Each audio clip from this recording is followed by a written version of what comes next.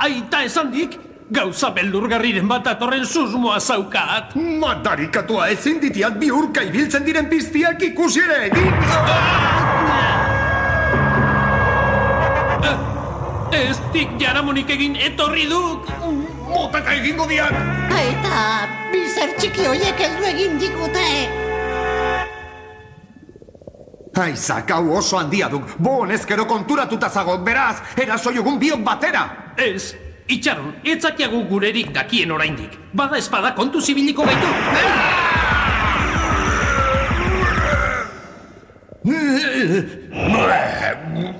Egurra, aita, eskarmentoa merezi dute.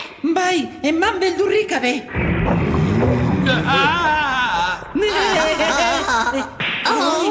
Baina zergatik jotzen gaituzugu hoien ordez. Bromastu nahi buruz hitz egin dugu, ez da? Zenbat aldiz esan behar dizuet taldearen ondotik ez urruntzeko. Ez aldut argi hitz egiten. Aitaren esanik egiten ez baduzue, pentsatu beharko dut zerbait.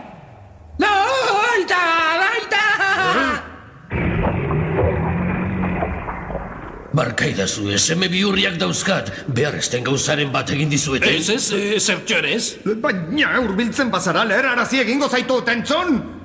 Nik barkamena eskatu nahi nizun, semeok izaki txiki guztiei bidea izteko itura hartu dut eta. Beraz, divertimendu utxez aritzen dira jendea ikaratzen? Gure aldetik dena astuta dago. Etzen ituzten ba gure antzeko batzuk ikusiko. Hemen barruan dabiltza galduta lagunak ditugu, 4 dira, 2 txikiak eta... Bai, ikusi ditugu. Baina bat berdea zen. Berdea? Satanko, ziur. Eta baldakizuen ondiren garrantzizkoa da.